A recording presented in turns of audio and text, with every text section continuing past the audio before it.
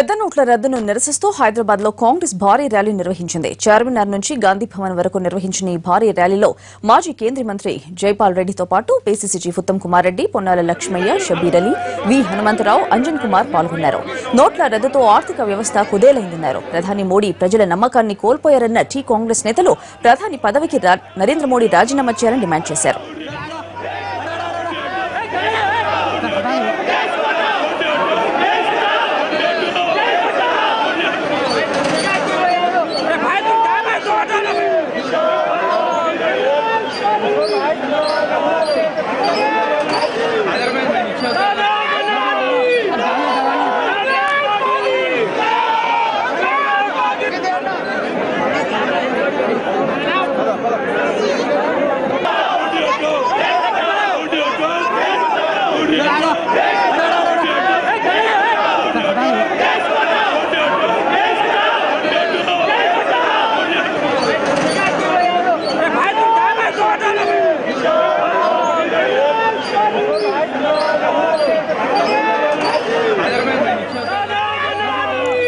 హైదరాబాద్ లో టీ కాంగ్రెస్ కదం తొక్కింది. పెద్ద నోట్ల రద్దు చేసి 50 రోజులు పూర్తయినా ఇంకా జనం కష్టాలు తీరలేదని ఆరోపించారు కాంగ్రెస్ నేతలు. ఆ పార్టీ నేతలతో పాటు కార్యకర్తలు దేశవ్యాప్తంగా నిరసన కార్యక్రమాలు చేపట్టారు. ఇందులో భాగంగా చార్మినార్ నుంచి గాంధీ భవన్ వరకు భారీ ర్యాలీ నిర్వహించారు.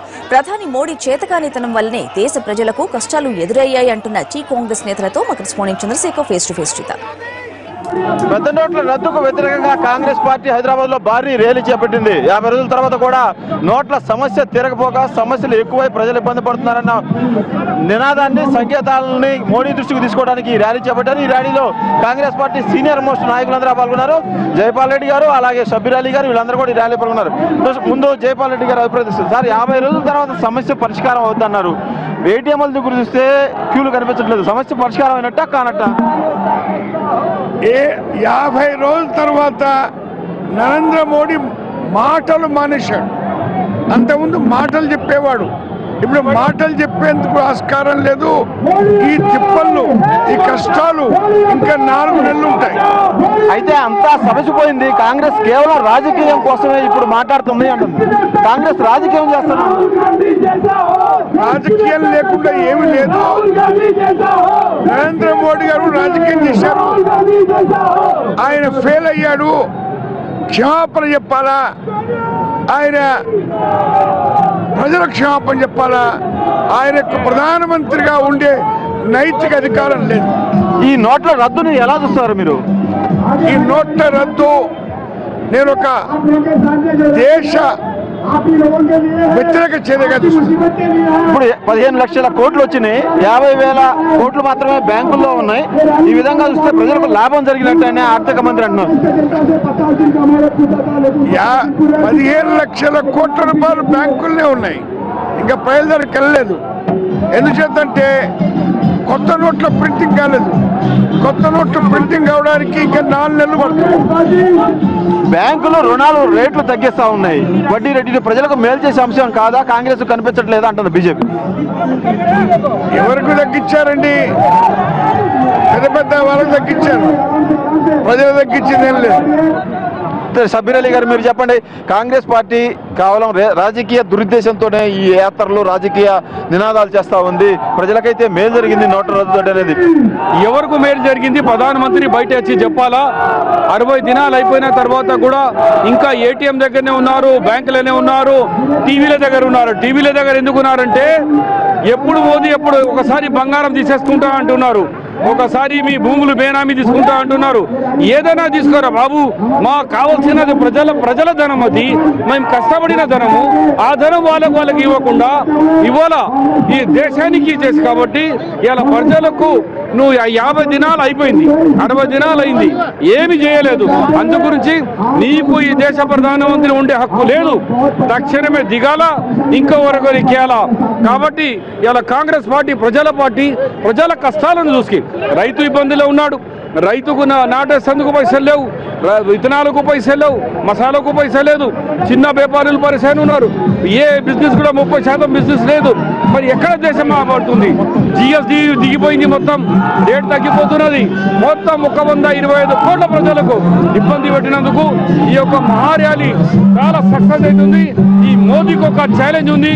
ఇక చూడు, మా బహుశా 2.5 సంవత్సరాలు ఇదే పెద్ద ర్యాలీగా భావిస్తున్నాం. నల్ల కుబేర్లు బయటికి తెచ్చాము, కలుగులో దాగిన వాళ్ళందరూ కూడా వెలికి తెచ్చి వాళ్ళ భర్తం పడుతుంటామనేది కేంద్ర ప్రభుత్వం చెప్తాం. పట్టుమనండి. ఇప్పటి వరకు ఫస్ట్ జవాబు, నల్ల కుబేరం తీసుకున్నది మీరు, సహారాతో పైసలు తీసుకున్నారు మీరు, బిర్లాతో చందా తీసుకున్నారు మీరు. దాని సమాధానం ముందు కావాలా? అప్పుడే ప్రజలు నమ్ముతారు. ఎందుకు పార్లమెంట్ నుంచి పారిపోతున్నాం, ఎందుకు మన్ కీ బాత్ చెప్తలేవు? అందుగురించే కాంగ్రెస్ పార్టీ ప్రజల్లో పోయి ఇలాగే అన్ని జిల్లాలో కూడా ఈ డెమాన్స్ట్రేషన్ మీద, పెద్ద నోట్ల రద్దు మీద మేము ఆ కార్యక్రమాలు ప్రజల మధ్య జరుగుతూ ఉంటాయి. ఓకే, నాగేంద్ర గారు మీరు చెప్పండి, ఈ ర్యాలీకి జనాన్ని ఎలా తీసుకొచ్చారు?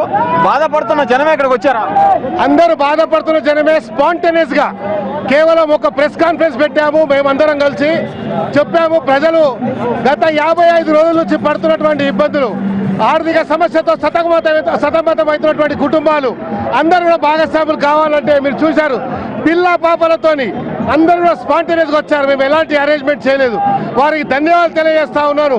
ఇలాంటి ఉద్యమాలు మోడీ గారు ప్రజా వ్యతిరేక విధానాలు కానీ, ఈ రాష్ట్రంలో ఉన్నటువంటి కేసీఆర్ గారు ప్రజా వ్యతిరేక విధానాలు ఎప్పుడెప్పుడు పాల్పట్టుకుంటే కాంగ్రెస్ పార్టీ ఉద్యమిస్తుంది.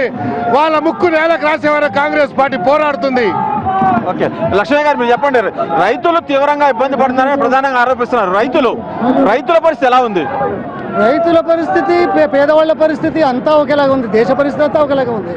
దురదృష్టం ఏమిటంటే, ఎప్పుడో చదువుకున్నాం అందేర్ నగరి చౌపట్ రాజా అని, అది చాలా స్పష్టంగా కనపడతా ఉన్నది.